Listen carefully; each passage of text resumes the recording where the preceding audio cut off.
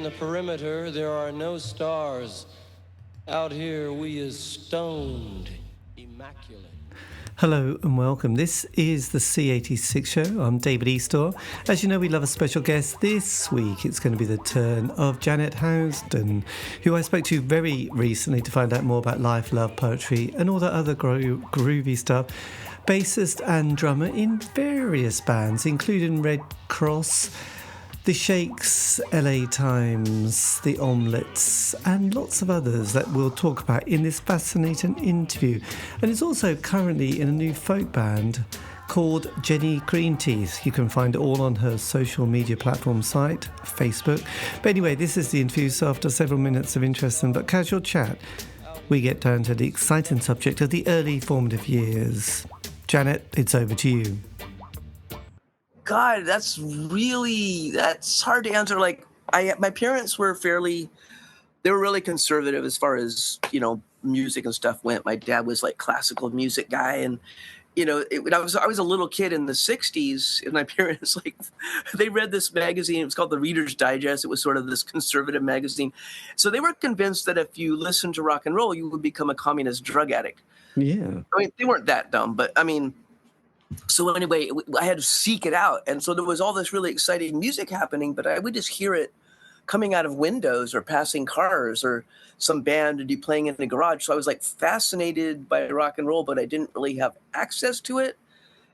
And then, I had a little AM radio and, I'd listen to it and just wanting to hear some electric guitars. And I was in I guess we call middle school or elementary school when, it was that 70s pop era of just horrible bullshit. And I just want to hear Brownsville Station. And so anyway, I had to really seek out rock and roll stuff. But, the first music I got into was, I had the first Black Sabbath album. I really loved Jimi Hendrix. When I was around 12 or 13, I started finding stuff. So it was for punk rock. It was Black Sabbath and Jimi Hendrix and not a lot of other stuff. And then there was a novelty radio station. Have you ever heard of a show? Have you ever heard of Dr. Demento?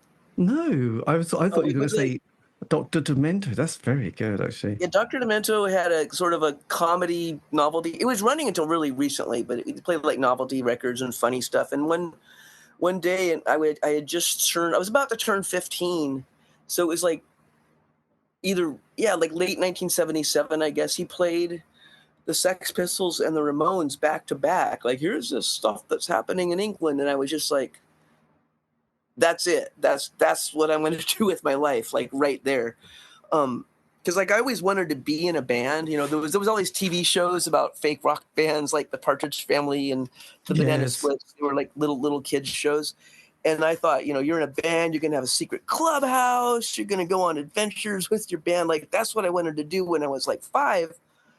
But girls were not, quote unquote, allowed to do that. It was strongly discouraged. So I never thought I could do it. And then when punk came along, it's ooh, this is it. This is my chance. God, everything changed. I thought you were going to say, because when you talked about Dr. Demento, because a lot of people, were you in LA during the Yeah. I've lived in LA my entire life. I've spent my entire life within sight of the Griffith Observatory. Right, because I thought you were going to talk about on a clear day. Rodney's. What did he have? Something called Rodney's English. Oh, Rodney! No. I was going to say the week after Dr. Demento played those songs, I switched over to Rodney. I saw some girl walking down the street who had a Ramones shirt or something, and I started talking to her because that's what you did back then. Because there was nobody into that stuff, and if you saw someone that looked punk rock, you'd chase them down, right, and get their phone number. And then the next week I was listening to Rodney, and that was it. Rodney's English disco. That was quite something, wasn't it? Really. It was funny you mentioned Reader's Digest because they used to always appear at sort of, I don't know, funny takeaway play. The English loved fish and chips, and wherever you'd be waiting in the fish and chip shop, which used to be very cheap but really expensive now. There used to be piles of these Reader's Digest. I think people used to just take out a subscription for several years and never read them, but they would just leave them there. A bit they had these books where they would edit them down to just the plot. Right. And my parents would buy these. They would take these literary classics and just gut them for people that only they think a book. It's just about like what happens. That's the only thing of interest. Yes. And my dad was totally like that. He was always like so. But yeah, Reader's Digest was like it was really conservative, and they had a lot of. I wish I would have saved them because there were all these articles about how the Beatles are turning your children into communists and stuff. It was awesome in retrospect. But Yeah. What did your dad? You said your dad was into classical music. What was his career? Did he have a Oh, particularly? he was military industrial complex. He was an aerospace engineer, worked for the defense industry, like spy shit. And I mean, so he couldn't really talk about it that much. But he's in a really conservative, uh, situation. So and it was the '60s, and so yeah, well, I suppose it was awkward. we were sort of going through various things, including Vietnam at that stage. I suppose it was always on the news, wasn't it, until about Yeah. 75, 76. So It was yes. still really controversial, as was women's lib, as they called it. That was a really hot topic. Not so much in our home, but just around. Yes, well, there was a few kind of iconic films that came out in the 70s, wasn't there? Oh my One called The God. Stepford Wives, which was kind of Yeah.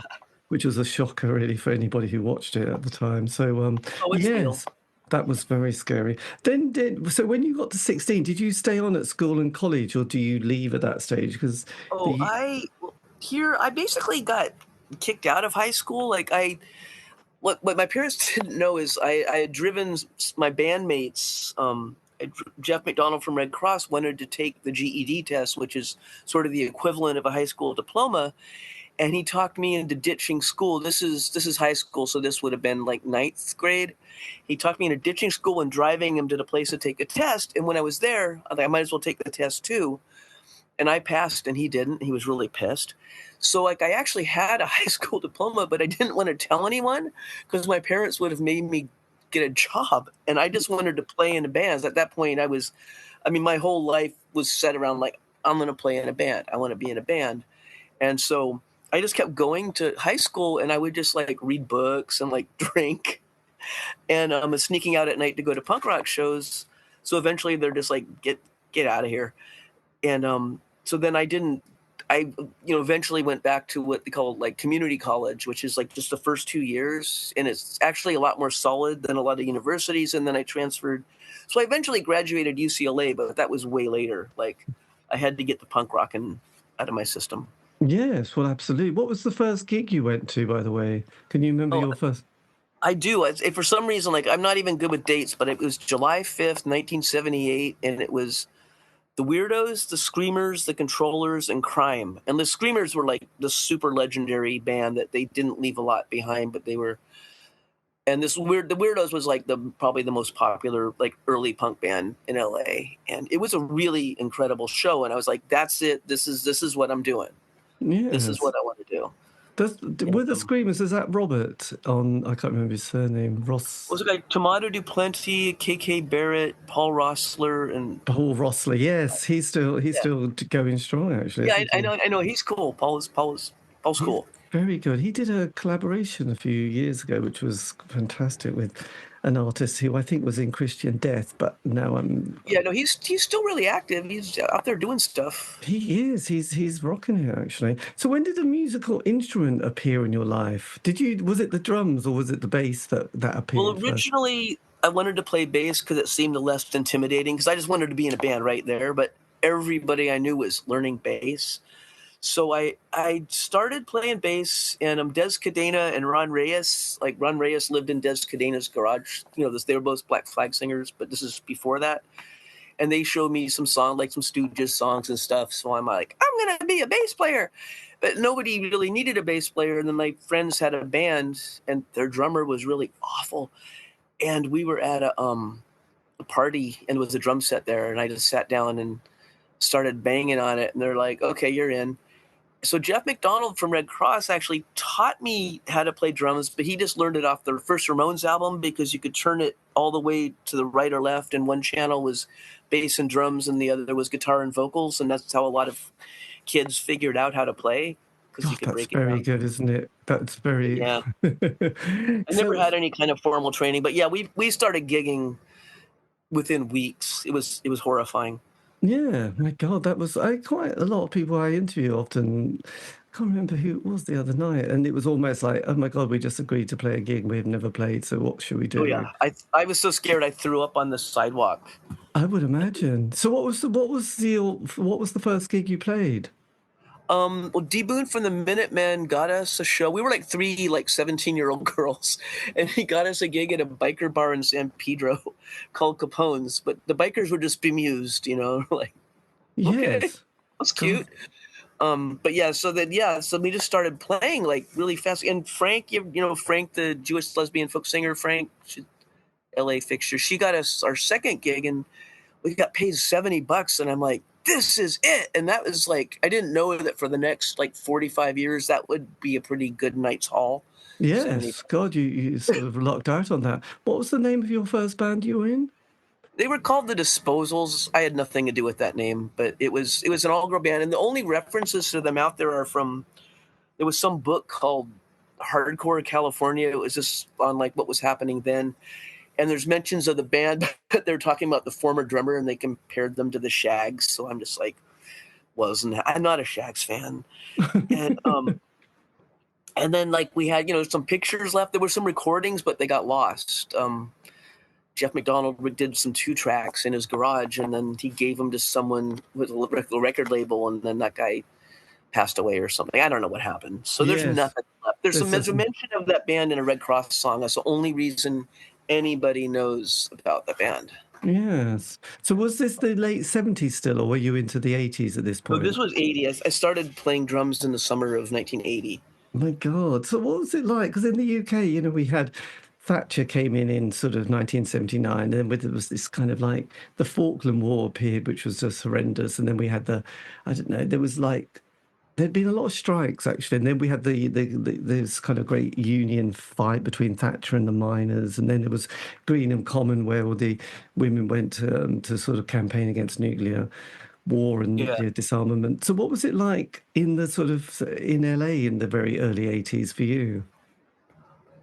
In what respect? Well, just the kind of politically and culturally, because it was all Well, it got very tense suddenly, and everybody was. oh yeah. But Well, we when also Reagan came so in, we had a lot of high unemployment as well, so that didn't oh help yeah. stuff.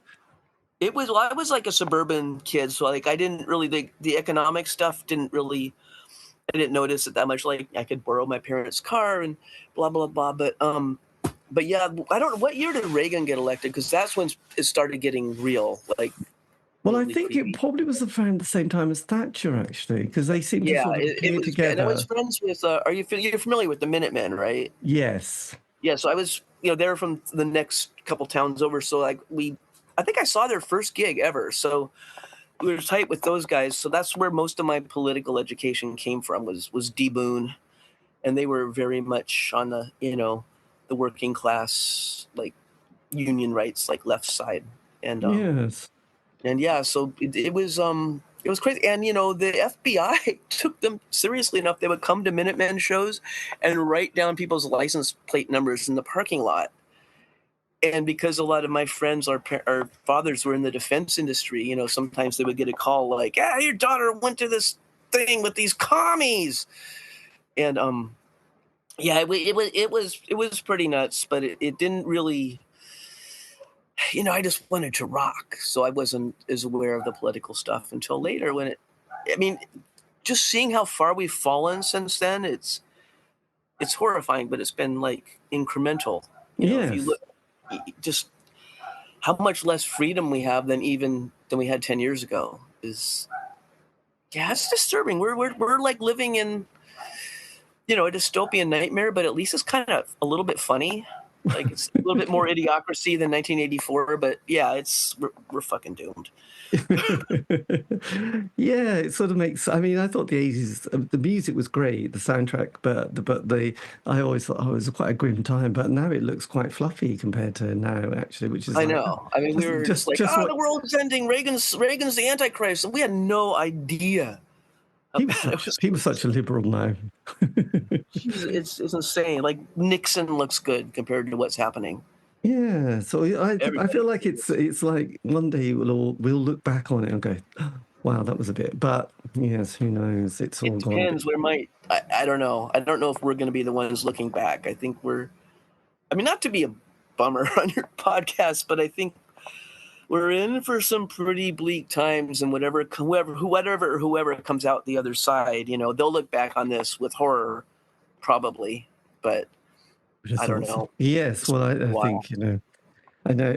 Well, Oscar Wilde had that sketch, didn't he? With that one line when he said, "To lose, I don't know, to lose one parent is unfortunate. To lose two is careless." And they're kind of like to have one, like one election, for 4 years is like, okay, won't make that mistake. Oh, you have me, That's kind of the weird one, isn't it? Like, oh my God, we got part two now, so it's after Well, a 4 year gap. So I guess everything that's been happening for quite a while now.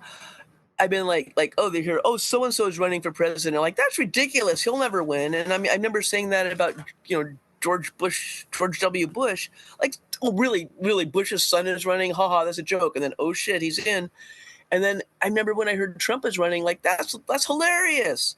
And I remember going to bed early the night before the election because I was just sure he was going to lose. Like, who would vote for this guy?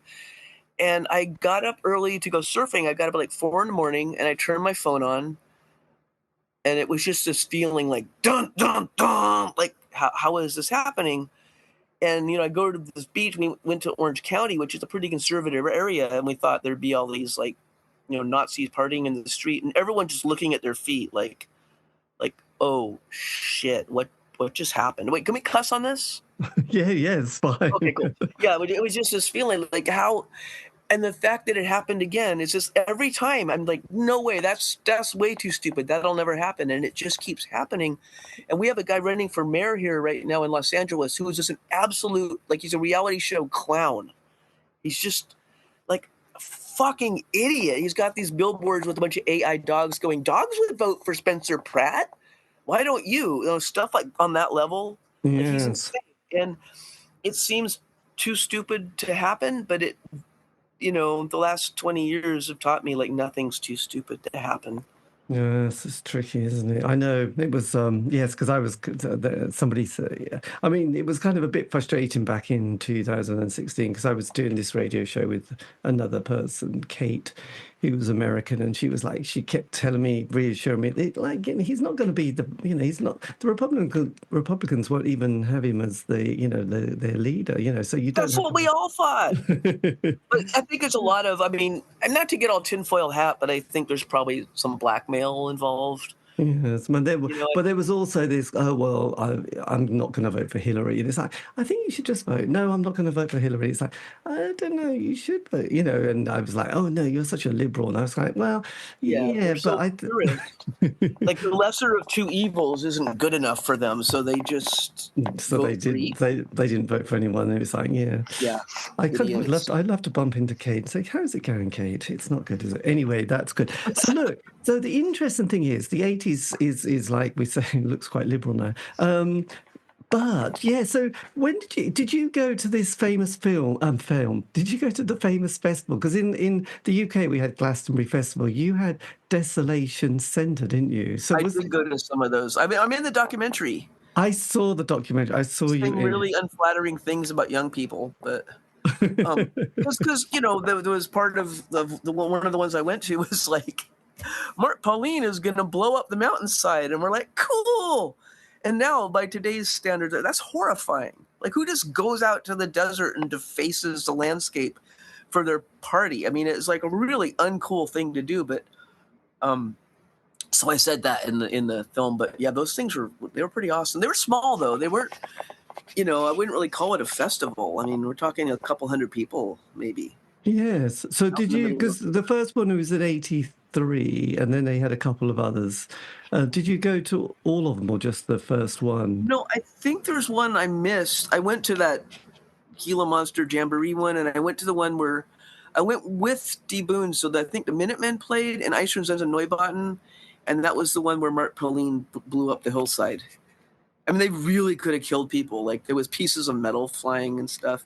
Yes, it was quite sort of, I mean, festivals at that time were a little bit anarchic. Even in the UK, there was, things happening that you thought, even I felt a bit sort of, yeah, I thought, God, be careful, people, you'll kill someone. But Kids. I mean, that's what I said. Like people, when you're in your 20s, people in their 20s are sociopaths. That's what I said in the documentary, because you're just not thinking about the big picture and the environment and other people. And I think kids now are a lot better about that. Most of them, I think they've, like everyone else, they're really polarized, and the shitty kids are shittier. But I think your average 20-year-old now would not go out to the desert and blow up a hillside. No, but influencer would.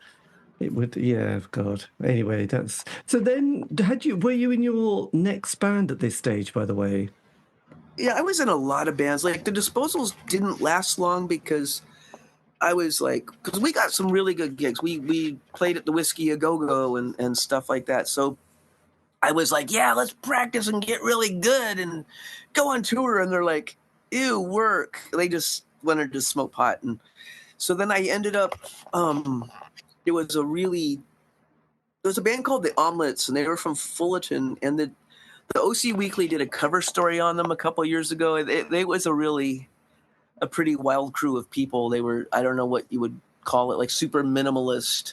Right. Kind of party, but really, really disturbing. Like they freaked people out. So I played in that band for a little while, and then okay, just to describe it, like the guitar player, this is about 1981 maybe. Yes. And she had one of those Gene Simmons axe guitars that was shaped like an axe. She had this big, huge, sort of purple shag haircut and a freaking tattoo of Ted Bundy on her chest. And people were just like, oh, and she would wear a fuzzy green strap-on dildo, and we would play places, and people were disturbed. So I played in that band for a little bit. So what happened? Because that featured a guy called Robert and Roseanne. Yeah, Robert Omlet. Did you ever keep in touch? Do you know what happened to them after that? Oh, Robert passed. He offed himself. Oh. And Linda wrote a book called Outlaw Torn. I don't know if I should be spilling her tea on the podcast, but she got into some crazy stuff. She ended up working for a drug cartel and then ended up going to jail. And then now she's a yoga teacher. Well, that's nice. It's a nice. She's probably got nice crystals in her window and sticks. Oh, well, that's good. Her book is crazy. And then what's the book called? Outlaw Torn. Outlaw. By Linda Taylor, I think it's by Linda Taylor. I'll have to check that out. Yeah, it was. And I read the unedited version. She actually did tone down some stuff. There was some stuff about. You ever heard of a band called the Mentors? No. They were kind of like a joke band, but anyway, whatever. It was weird LA underground stuff. Well, so they're obviously not going to sort of.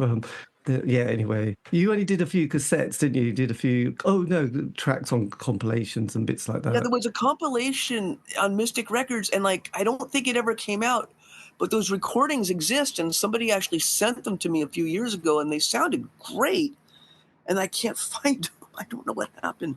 I don't know if they ever came out, but they did do a little bit of recording, but mostly I think they just left their mark in trauma.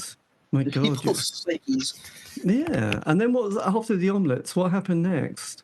And I ended up playing drums for Redd Kross for a little under 2 years, I think. Right, so you were on Born Innocent. Well, they had already recorded most of Born Innocent when I joined, and then it came out, and then later, I played on a bunch of compilation album stuff, and then they re-released Born Innocent and added the stuff I played on. But I should mention, nobody told me. I found it in a record store, and my picture's on the cover. And I called the record company to ask for a free copy, and they laughed at me and hung up. So relations weren't good. It was a little harsh.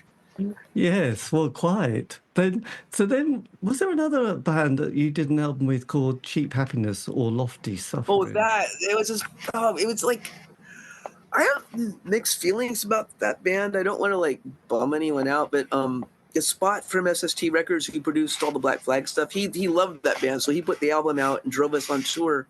There was a band called Raszebrae, which all my friends called Raszebrae, and they used to come and laugh at us. It was sort of like an arty metal thing, but it had its strong points, but it just never quite came together. Like I can't really listen to that record. Right. We did a tour. We did a U.S. tour in the winter. It was the first time I had like ever left California without like my parents. Right. We almost died. It was like December, and like, oh, the heater doesn't work, but who cares? Yeah, And like, you can snow do would that. be coming in the van. Yes. Oh, God, that was. What was the band called? They were called Raszebrae. Nice. I just, God, yeah, I just don't. I don't ask me, man. I mean, it was like it wasn't. I mean, like, I liked the people, and they were nice, and they had their shit together. Which after like the absolute chaos of Redd Kross, I was just like, oh my God, these people are punctual. I'm in. You know, Redd Kross was yeah, it was wacky back then. Yes, but the Red Cross film is a classic, isn't it? And so kind of interestingly shocking at the same time. The what is? The Red Cross film. Oh yeah, I was in that too a little bit. I would Got most of imagine, that out. yes. I suppose everyone was a bit surprised that one of the members got kidnapped and taken Oh yeah, I away. remember that was really heavy. That was a really bad time. Yeah, I mean, a story That that woman one. D she was kind of, I don't know, man. I mean, we were teenagers. We didn't really have a lot of like life experience, and back then, like people our age didn't really talk to adults. There was no one to really tell what was going on, and we had a party. It was like Jeff McDonald's birthday party. My parents were out of town, so we threw the party at my house, and we had a Charles Manson themed party, and the cops came, and then they ratted me out to the cops. The cops ratted me out to my parents. I mean, but anyway, yeah, like that at that party, it became apparent that Steve, who was 13 maybe at the time, was sleeping with Dee, who was like older than any of us. Yes. It was like that movie River's Edge. Just like, you just don't have any adults to like go to. It's like, okay, this weird thing's happening. I don't really know what to say. And then it just escalated to mega weirdness. But like the night that they took off, like she called me like in tears, like, I don't know where Steve is. Oh my God, I'm so worried. And it was just a cover. It was fucked. Wow, God, I tell you. I suppose that's the great thing when you look back to those teenage years. You didn't want to go out and have a nice evening. You wanted some drama, didn't you? That was kind of important to have some event or. I have never been a fan of drama, but the drama was just there. There were a lot of dramatic characters. Yeah, I'm not a drama person at all. You know, I like to know what's going on. Well, with age, I certainly do, and Yeah. it's definitely. But I don't know, being young. Then after that, we're into the mid-80s. This is the land of MTV, but also the production sound had started to change quite a lot, hadn't we? And sort of got I much. absolutely loathe 80s production, and every band I knew that got big, like I don't like what they did in the 80s. Like people had to really compromise their sound to get on the radio, and Yes. I'm just not. I don't like anything that was popular in the 80s. Everything I like was just all the raw underground stuff. Like I mean, some of the stuff that I hated then, I listen to it now. I'm like, what was I upset about? This was fine. But I was like pretty punk rock. Yeah, I wanted I everything mean, to be really raw. well, I suppose the independent charts had such an identity in the UK anyway, and it just felt like that's what you did. Listen to John Peel, buy the NME, We didn't have that here. It was, yeah. I mean, it's a lot less. Like this, England's cooler. I don't know. I give up. Like, you guys just have better taste in music, and newer stuff seems to get a much better chance. Like here, it's really just locked down, and it's mall music is always gonna take I, precedent. well, I suppose the UK is very tiny, and so things could happen quickly. And in those days, Yeah, that's like you probably had you had John Peel who had a show 3 or 4 times a week, and he'd just play all this new stuff. And he'd always gravitate to anything that was quite unusual and a bit different. So he would always put that on the show. And then every sort of city and town in the UK would have an indie punk night. So bands could get into their trusty transit van and trundle around this circuit, you know, playing to hundreds. It was a lot harder here. Yeah, and then you could sort of almost put a tour on quite quickly, and you know, and the NME, and there was Melody Maker, there was Sounds, and they all had massive circulation. So you know, an interview and a feature, and suddenly you were there. You know, you had your sort of audience of some description of indie kids who would shuffle out on a Monday or Tuesday or Wednesday night to see the latest, you know, unknown band. And then, you know, Europe was just there before the wonderful world of Brexit, that you could just again get your trusty transit van and trundle around Germany and Holland and Spain and France. And it gave bands, I sort of found doing the show, bands had normally a 4 to 5 year narrative. They'd have that 12-month honeymoon period. They'd get a single John Peel played, they'd get a John Peel session, and then the first album, and that was all good. And then the second album, it was all right, and then they'd all fall out and squabble about it. A lot of bands, the third album is the best, and then it goes downhill. Yes, second one's usually kind of blah, and then after that, like, forget it. But also, I got really out of touch because we didn't have John Peel. We had Rodney, who was on for like just Sunday nights. That was it, and not that many people relative to the population listened to that. And the other radio stations were really, it took them years to play new stuff, the really good stuff. And then every time they had a little college station or something, and 100 people listened to it. You know, that was what. So was there a kind of case that you'd have on one level, you know, like, I don't know, REM, the B-52s, and the slightly indie, not, you know, alternatives, and then you have Bon Jovi and hair metal. Was the charts, and Tina Turner, was the charts kind of filled with that kind of division? Yeah, it's like anything new. I mean, like anything I liked, it didn't have a chance in hell of ever getting on the charts. I mean, the charts are really tightly controlled by the record industry, and so like nothing, the radio was like, it would be really like the hippest, most cutting edge station would play like Duran Duran, you know what I mean? It was, you weren't going to hear the Meat Puppets on the radio at all, except like college stations late at night or something. And I should also mention that I don't know what it was like over there, but here, like especially the early days of punk rock, like there'd be like a town, they'd have like 5 or 6 kids who were into it, and the rest of the town, including the adults, would be actively trying to kill them. Like in the South Bay in like 1978, to even just wear a Ramones shirt or something, you would have like a carload of plumbers pull over to the side of the road and want to beat you up. Right. Oh, sucks, freak, go back to Hollywood, weirdo. You know, that's, I mean, but it was really, really hostile. Like I can't even begin to describe what it could, by today's standards, it seems like impossible, but like the level of hostility and public outrage and hysteria that people really worked themselves up over it was fucking crazy. Yes. And it, you know, once MTV came along, that I think that's kind of, people got used to seeing people that look different on their TVs, so it mellowed out a bit. But it used to be, to have blue hair in like 1980, like you were really taking your life in your hands. I mean, like it was nuts. Yeah, not good. I'm talking like physical violence. But in LA, did you have one of those? Was it? I can't. Is it something ones? Yeah, was it a restaurant or some Chinese restaurant that had a venue as well? There was a couple. There was Chinatown. There was 2 restaurants. There was Madame Wong's, and there was a place called the Hong Kong Cafe, and they kind of shared the same courtyard. Yes. And Madame Wong's was more new wave. Like the woman that ran it, she didn't like girls in bands. She didn't want anything that was like aggressive and stuff. So the more poppy bands would play there, like the Police played there, and all the power pop bands. But like, and the new wave bands, and then the punk rock bands like the Germs and stuff would be at the Hong Kong Cafe. And then between bands, people would come out in the courtyard, and we would like sneer and throw things at the new wave posers. You know? Get back to the valley, poser.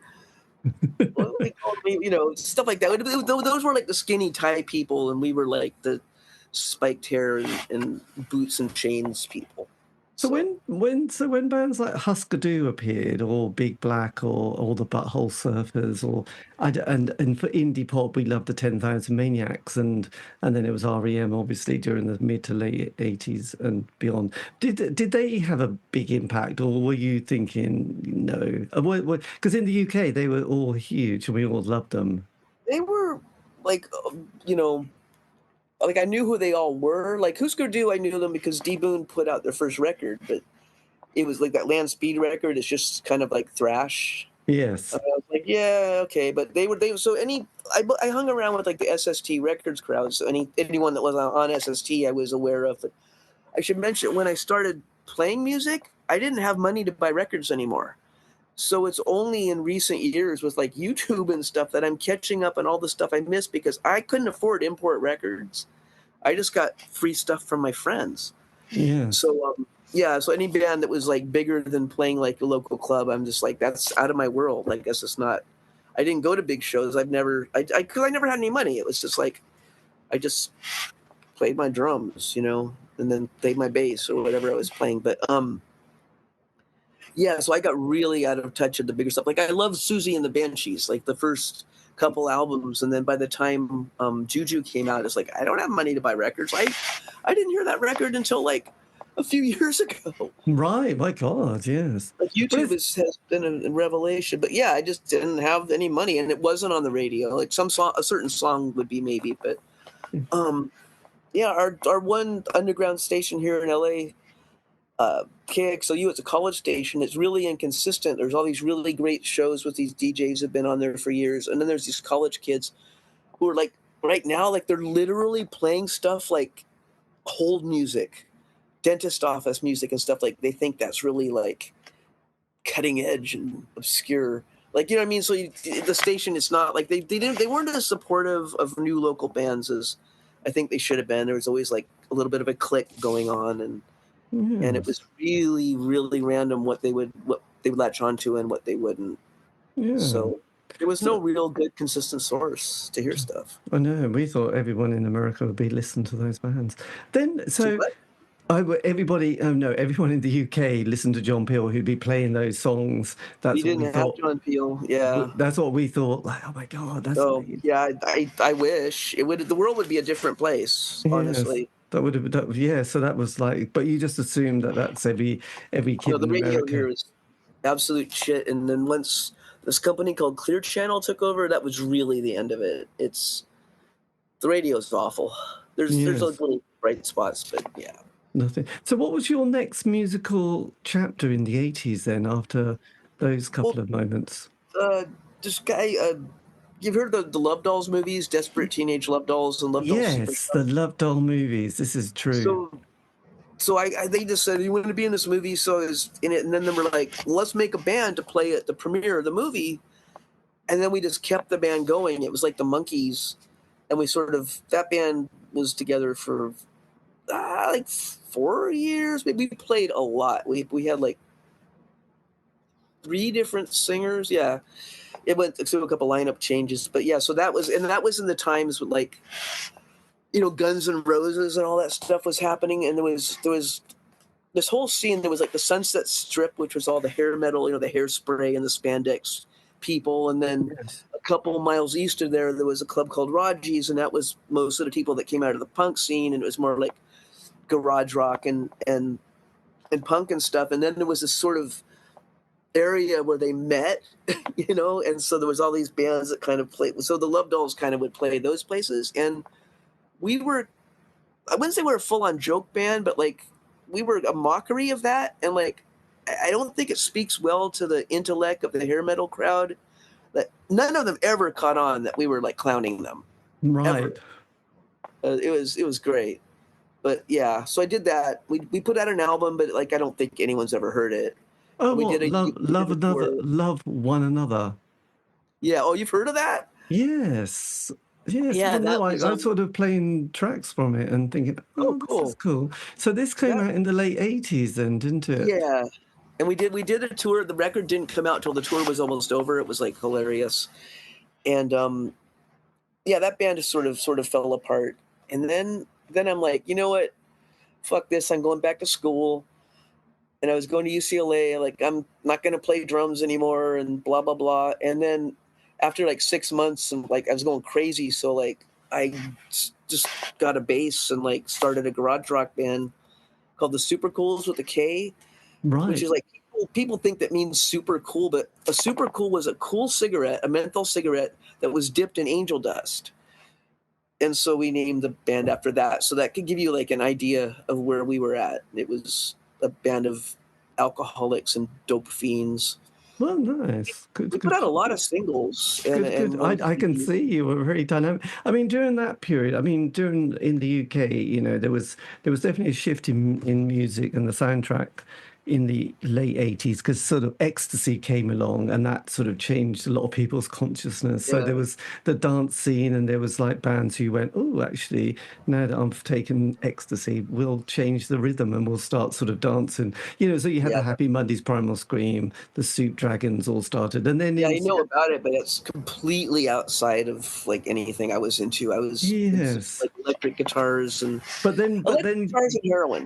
but But pardon? anyway, sorry, never mind. Anyway, what you're saying? I would say then Seattle, with the Bleach came out, which obviously not many people bothered with. But then, Nirvana came along with Nevermind, and then suddenly it was like Yeah. it was grunge. So how did that affect your kind of musical kind of I think the moment? first thing from that scene, like that scene was sort of started by the same kind of people like us. It was so we were the Superkools were sort of actually. I think the first time I heard Mudhoney, it was the Love Dolls were on tour still together. We were on tour like somewhere, and someone had Mudhoney's first single, like "Touch Me, I'm Sick," Oh, and I was like, classic. "That's the shit!" Like I love that, and so when started the Superkools, we were part of that. We played like the Garage Shock Festival up in Bellingham, Washington, with the Mono Men. The guy from the Mono Men put this garage rock festival. So there was this whole scene. It was sort of like 60s garage meets punk rock, kind of grunge adjacent scene, and we were part of that. And Yes. I love that shit. So you did your first single, Something Tomorrow, and then Yeah. it was quite an intense 3 years, wasn't it? And the album came out, Superkools, Yeah. in sort of on Kicksville Records. Oh yeah, that was our. We put out like God. I mean, probably like 8 singles on various little labels. Like, and they always had some sort of disaster about them.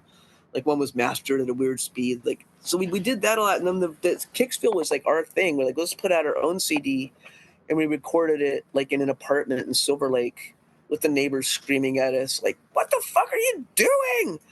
And then we just did a tour. But that band there was a lot of substance issues going on, and our Was, tour was like a nightmare. were you on bass at that point, did you say? Yeah. I switched to bass for the Superkools. That was like my Right. first bass thing. So what was And who was the main songwriter of the band? this guy Jeff Cabot with a K, and he was from Boston. And then and the first guitar player was Judy Toy, that was in a band called the Creamers. Do you ever hear of the Creamers? They were like a local LA punk band, and now she does country somewhere. She's off doing country. Nice. Yeah, I don't know, but anyway, yeah, a lot of there with that band. You talk about drama. That band was fucking ridiculous, and the tour we got as far as Boston, and then we broke up, and I had to come back with my tail between my legs, and like we had committed such egregious abuses on the van that we had rented the van through my dad's company's like family discount program. So the Superkools got Lockheed Aircraft thrown off the Hertz Rent-A-Car family discount program because we brought the van back. Like we said, we were going to San Francisco, and we drove all the way to Boston, and we took out all the seats and built a shelf. And then our drummer had a temper tantrum one night and like carved "fuck you" into the side of the van, and it had to take it back like that. And yeah, That that was was bad. not. It ended badly. You definitely lost the deposit on that one, didn't you? Yeah, did what? I said you lost your deposit on that one, didn't you? So. Oh yeah.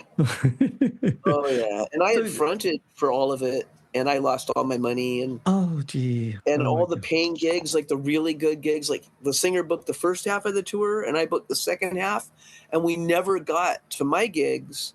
we went through the South first, and it was just bad. You do not want to be driving through Georgia with a bunch of junkies No. with Boston accents, because the people will be like, Yankees, they're Yankees, call the police. We got hassled by the cops, and it was awful. And then we're just about to start the good part, and then we broke up, and then that was that. That was the end of that. That was so the 90s, the soundtrack of the 90s started changing quite drastically, didn't it? There was definitely another wave of bands appearing. So what was the rest of the 90s like for you at this stage? I came back with my tail between my legs, but I just wanted to start another band, and I tried to start a band with Candy Demar from the Cramps, and we had this thing. We put out one single called the Sicknicks. And it's just like some little garagey thing. But then I introduced her. I said, this band I really like called the Devil Dogs is coming to town. Let's go see them. I'll introduce you. And the next thing I know, Candy and Andy are sitting in a tree, Kissing, and then they went off and started their own band. So that didn't happen. And then I started a band, I answered an ad in the local, like, there used to be a thing called the Recycler. It's where you found your bandmates. It was like classified ads, and it was something like, oh god, Hermits meets the Damned or something. I go, that sounds good. And so me and this guy Peter Gilabert started a band. It was originally called Big Drag, and then we changed the name to the Shakes, and then like eventually 500 other bands called themselves the Shakes. That was a bummer, but we were sort of like a more garagey Kinks kind of thing, and we put out 3 CDs on a label called Tenacide, and like I'm actually really proud of those, especially the last one. Yes. But it came out right at a time when everything was just collapsing, like around the early 2000s because when the Shakes started, we had like, that's when the real substance stuff started. Like we used to joke that we were the Sid and Nancy of power pop, and we were in this scene where nobody did stuff like that. It was just, we were the only ones, and it was just like mortifying. Like you'd be at a club and someone would come in backstage. Why does it smell like crack in here? Or like, we don't know.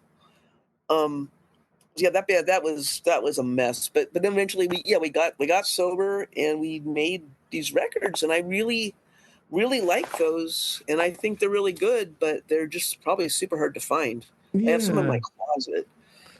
Because I think there's a few clips on Discogs, but because were you in a band before that, pure pop for punk people, the Accessories? Oh God, oh lordy! This is is this a classic three-piece band with Rich? No, it was 4-piece. Was it?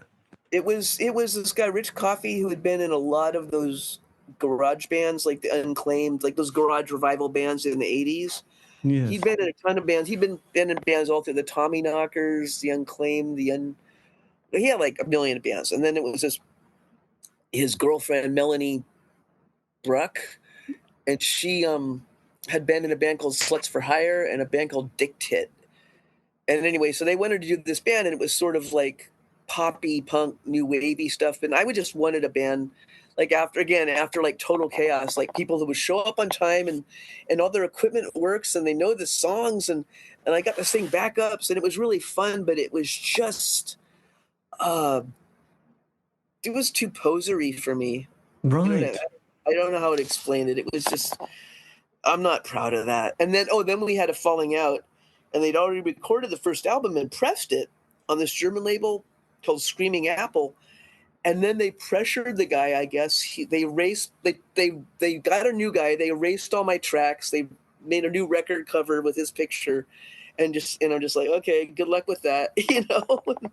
They kind of sank pretty quick. It was fun for a little bit. Yeah, blimey. And then, so that was a brief moment. And then the Shakes, which took you through, was that most of the years? The Shakes were together all through this. I mean, the Shakes were together for about 10 years, honestly. But we had like so many drug problems in the early part. We played in this early Silver Lake scene. Like the neighborhood I live in was really hopping in the 90s. A lot of bands, but most of the bands that came out of there, no, none of them got really big. Possum Dixon, have you heard of Possum Dixon? No. Oh yeah, so there were a lot of really good bands, but they didn't. They were on a major label, but yes, the Silver Lake scene was really, really happening, but it was also super local. Like it never really went past the neighborhood, and that's when tons of musicians moved to this area. Like you could walk down the street and like see everyone you know from all the bands, and bands would be playing in the record store, and it was really, really fun for like 5 or 6 years. And then one lesson I've learned from seeing this happen to neighborhood after neighborhood, starting with Al's Bar downtown, don't let rich people feel safe in your neighborhood because you are going to lose your neighborhood. They'll be like, oh, this is cool. Oh, I'm not going to get stabbed. Oh, I'm going to take it away from you. Right. And now it's just, I'm sorry, rich Euro trash, like walking around buying $500 pairs of jeans and doing fashion shoots on the corner, and there's no music here anymore. It's the kind of people that think DJs are musicians. That's who lives here now. Oh, I'm still pissed. I'm sorry. yeah, it's disappointing. That's not good, is it? It's unreal. So then as the years progressed with the Shakes, you obviously were you all able to sort of agree on the same drug, or because Hawkwind had a bit of a problem in the 70s. There were several speed freaks, and then there was some dope heads and acid. Oh yeah, that never mixes. So this was just we had the Shakes was mostly me and Pete, and we had, I think, 14 drummers over those years, and a couple of other. My friend Dan Collins played for FISA for like 5 years. He was like probably the other longest running member. But the ones with the drug problem was me and Pete, and we were sneaking off and doing heroin and smoking crack. And like somehow I managed to keep a job through the whole thing, and we always made it to our shows and stuff. But that's also holding a full-time job. It was really just exhausting and unsustainable. But what Yes. eventually happened was just like we were a couple, and then we broke up, and we had our best years after we broke up. But then he met a normal girl who's like, you can't be in a band with your ex-girlfriend, ew, that's not normal. And so he bailed on the band. I was pissed. I would But imagine. we did some good records, and Yes. now he's a suburban dad. Like, good luck with that, dude. But yeah, and so that's I played in a million other bands too, like tons of little bands that were like played a few gigs or were together for like 6 months or something. Blimey. So because Lemmy from Motorhead, he obviously loved speed, but he really hated heroin. How did you manage to navigate your life through such a heavy drug without it all sort of destroying you? Oh, first of all, it was like, I'm one of those people. I've learned, I mean, I was sober, like hardcore sober for 25 years until kind of recently. And I've sort of realized I don't have a classic addictive personality. So like I was messing around recreationally, like with heroin for years before I met Pete without getting addicted. And then the second he got a taste of it, it was just like, oh, come on, let's go get some more. Come on. And it would just off to the races. But the whole time I had my eye, like I wanted to quit. I was never like, I'm embracing this lifestyle. But the best way I can describe it, so like a junkie with a job is like one of the worst lives you can have. It's like you go to work to get the money to buy the drugs so you can be well enough to go to work to get the money to buy the drugs so you can, and it's just like a hamster on a wheel. Yes. And but yeah, I always knew I wanted to quit. So eventually we did both get sober. Things got really bad, and but somehow we were both able to get. There's an organization that helps musicians, and we got to go to rehab through that. I took me like a year to get the nerve to take a month off work. And but yeah, I never wanted that. I wasn't like, oh, this is cool, let's go do some heroin. It just became like a horrible chore. It sucks. And then they give you here in LA, I don't know where it is, but when you would buy heroin back then, they would give you a little crack for free. And he really liked the crack. It was gross. Yes, my God. I can't say anything good about crack. No. So with after the Shakes then, and that God, it sounded like the story of Fleetwood Mac, but more of a punk version. And so then after that, what was your next musical moment? Well, I had, like I say, I played in a bunch of bands. I played bass in a band that was called They were called People Talking. It was a bunch of people from other bands that I played in, because a lot of times I'd be in more than one band at a time. So I've been in dozens of bands. And we put out a record that I really like it. It's on a label called Recess Records, but it's only on vinyl, and I can't even listen to it. It's sort of like a post-punk, garagey thing with a really good sax player. Oh, Jimmy Cliff stole our sax player. That's why that band broke up. He went on tour with Jimmy Cliff, and then, whatever. But no, what I guess I started playing violin. I was like, my mom was sick, and I became like the full-on live-in caregiver. Right. And while I was there, it was like an old folks trailer park, like a really nice trailer. Calling it a trailer park is kind of, it was a nice joint, but you couldn't even play guitar there. There was like no privacy. And then I saw an ad for like something called a silent violin, which is an electric violin you play with headphones. So I ordered one off, the internet, and I started teaching myself violin off YouTube. And through that, I got into like Irish music, like playing traditional Irish music. But I didn't know anybody that did that, so I made my own band called Magically Delicious, and I sort of recruit all my friends, and like, so a lot of people were in and out of that band, and eventually got my brother in the band, and we played a lot of gigs and stuff, but we're playing like traditional Irish music, and I'm all militant, like, no more electricity, like, fuck this, we're going to play acoustic. And you go play at a rock club acoustic, and some dickhead's just going to come drown you out, Yes. But we played around, so I was doing that for a few years, and then finally I couldn't handle guys. So now I've got a band with Annette, the Bangles and Blood on the Saddle and all that. Oh, yes. So me and Annette Zelinskas and Ellen Rooney, who's in a band with Robert Hecker from Redd Kross called It's Okay, we've started this like sort of folk trio, but we do like we're like all the old English and Scottish murder ballads and stuff, with like all the songs about like killing babies and things that are from the 1400s. Like that's what we're doing now. We're called Jenny Green Teeth. But I know that stuff's really big over there. I mean, there's a scene for it, but here, like nobody does things like that. And we're having a hard time figuring out who we're going to play with and stuff. Yes, it's got the English folk scene, and I suppose Scottish and Irish, but yeah, it's more like the folk horror end of it, like people that are into like the darker stuff. There was always a lot of songs about shipping or mining disasters or ships. Oh yeah, we have like we do like Steel Ice Bands, so that song Black Leg Miner. We do a lot of those same things. We have like 3-part harmonies, but we're more like we're just going for the creepy side of it mostly. There's a lot, and what's that one?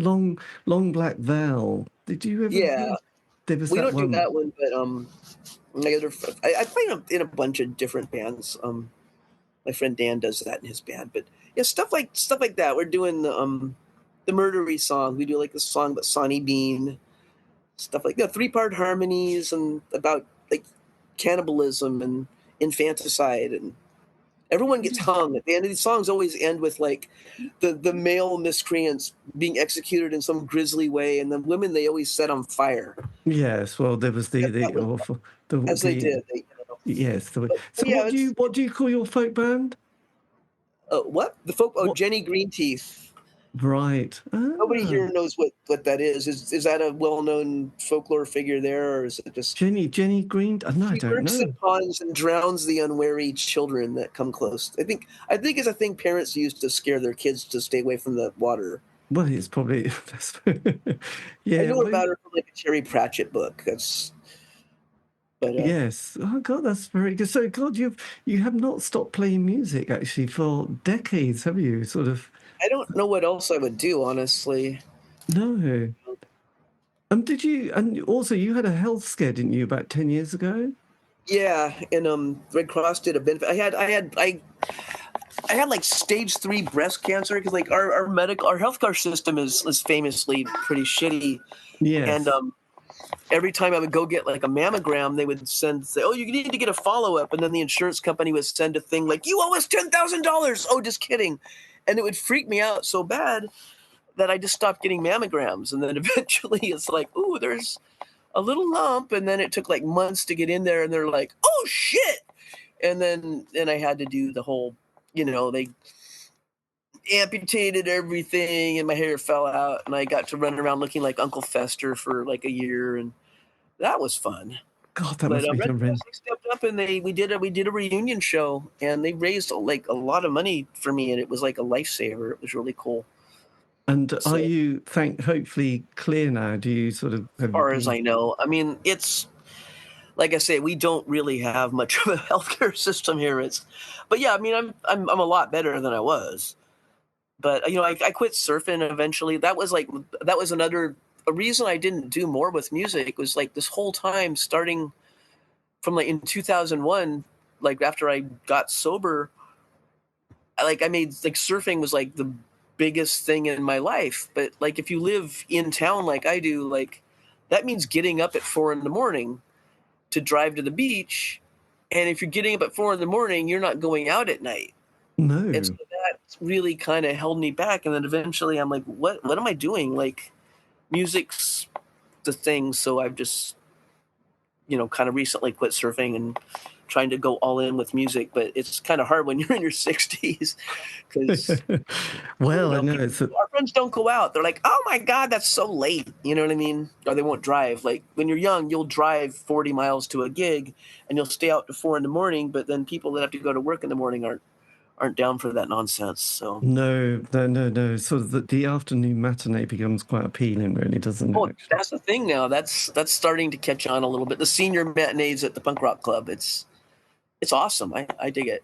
Yes. Well, it's all good. Yeah. So going forward, then you got your Irish, but folk music. Is there any other sort of projects in the horizon or on the Well, horizon? I also when I got the electric violin, I got into playing like the experimental noise things because all the guitar pedals, you can use those on violins and make some pretty freaky sounds. So, through a friend of mine, he had this like he always would put together a joke band to open this noise festival they had every year out in the desert, and so I played with him doing that, and through that I got into yeah playing these just every now and then there's like these little noise things, and people just a lot of it is like suburban dads with $10,000 worth of synthesizers making white noise for 20 minutes. And then the other half of it is really interesting creative stuff. But like, yeah, I just got my violin and my wah wah pedals and my delays and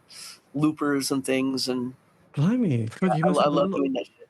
You must have a lot of, and I did notice on your social media pages, you've got Desperate Teenage Love Dolls has been remastered, playing at Art House, so you can Yeah, buy. they have showings every now and then. And then, sometimes they'll have like a panel discussion or something, but I don't know. It kind of blows me away. Like those movies are so full of in jokes and things that were really current at the time. It blows me away that anybody can get into them now, like younger people, but they are kind of hilarious in and of themselves. So Yes, yeah, well, it's weird. They still show.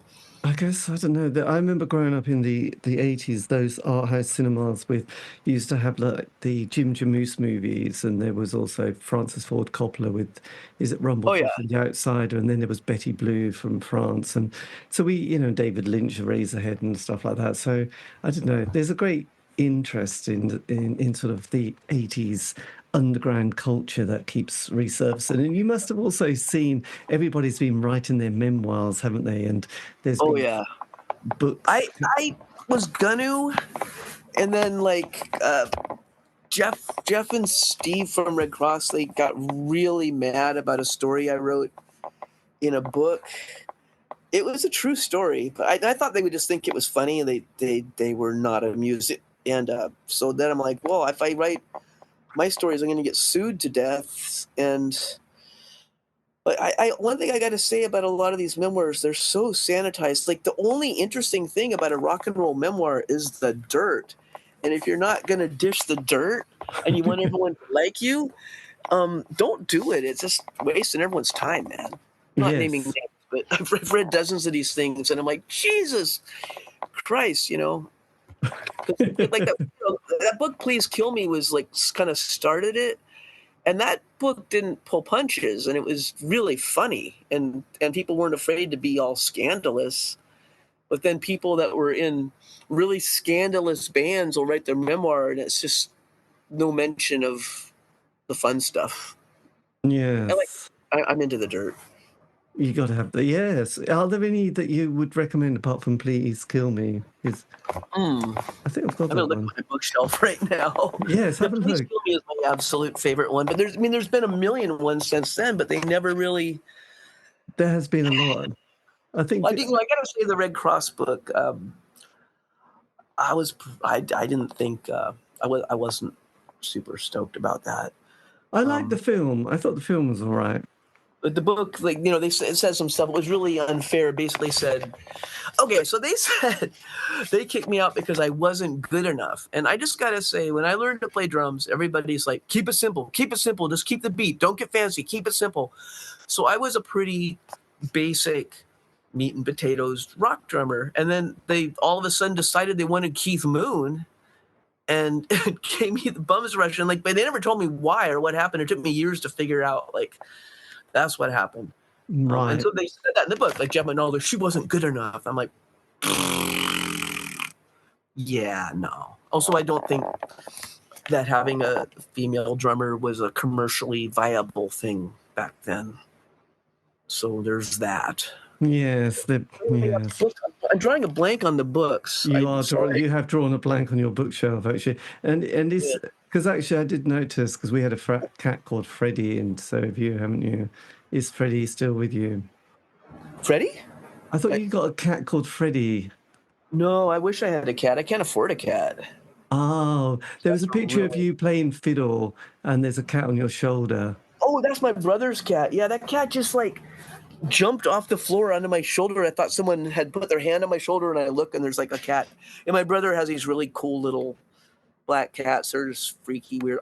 I love cats. I really love cats, but cats are really expensive, and I live in a shitty little place, and there's no outside place for them to play. And yes, I'm afraid to let their cats out because of the coyotes. But when I was a kid, we took our cat to the mountains and let him run around at night in the forest, and he never got eaten. I think their cats are just dumb.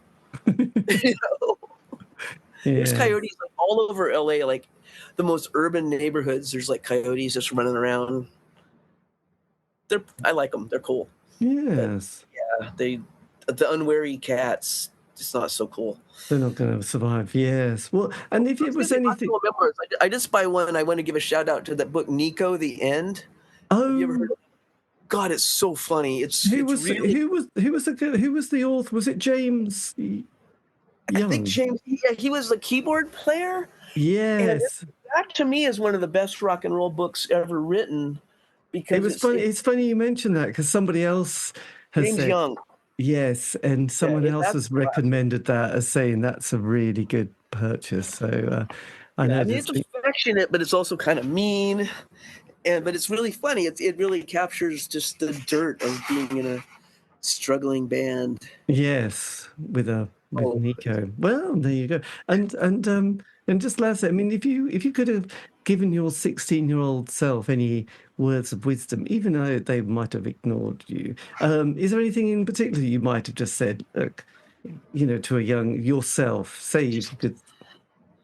I wish I hadn't had so much self-doubt, because it was a thing am I really any good? I mean, am I just making a fool of myself? Because the people I hung out with, it wasn't a really supportive.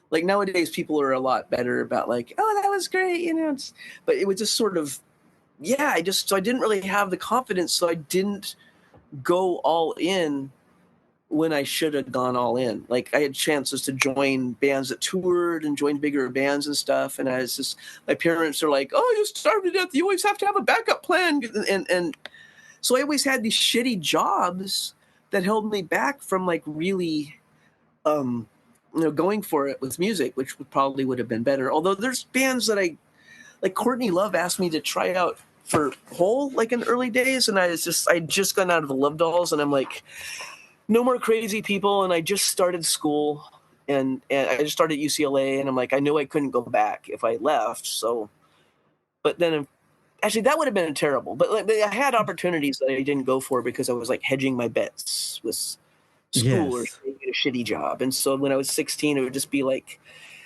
don't let them get you down. Just play and take every opportunity. Also, I was really concerned about like, because I would, I loved punk rock, and then I would see these bands, they'd start kind of sucking, and I'm like, oh no, I thought that if I took like formal lessons or something, I would like wouldn't be able to play punk rock anymore. It would like ruin it. And I think there is something to that. People that are too trained, they Right. can't really let loose a lot of times. I've noticed that, but yeah, I just wish I would go back and tell myself, just have more confidence and just go for it.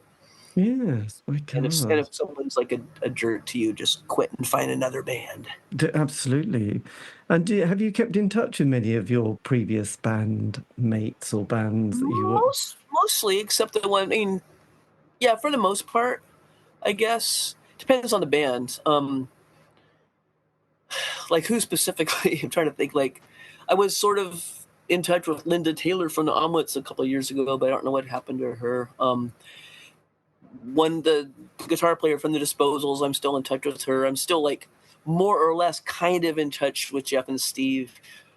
Jennifer from the Love Dolls. Yeah, I'm still friends with most Oh, people. It's that's not like nice. Accessories are the only band. It's just like I don't think I'd want to hang out with them. No, definitely not. No. Oh, well, look, thank you ever so much for your time. This has been amazing. And yes, it's great. And if you want, I can always send you the link and Oh, you I can always... can't stand the sound of my own voice. I'll freak Oh, out. really? God, Oh I just thought, God, what an amazing vocal. But I think we all find our own voice a bit embarrassing. Well, I do it's mine horrible. anyway. You hear it different in your head, and then you hear it like, oh my god, what? But it's also on the phone. People always think they always call me sir, so I'm really self conscious about my voice. Oh, how It's a weird. customer service person thing. I Um, don't know. I think it's like my first kind of question would be, I don't really sound like that, do I? And they go, yeah. And you went, oh my God, I'm never going to speak again. This is I it. think That's it. everybody has that. It's weird, but yeah. But no, I would like to, yeah, send me a link Yeah, and I'll thank send you a you link. for But asking. look, thank you ever so much. I'll go and have a look at some more of these kind of recommendations you had there. But look, I hope you How have a about lovely like, day and don't get too hot in LA. oh And my God, yeah. Well, there's and good. clouds today. It's awesome.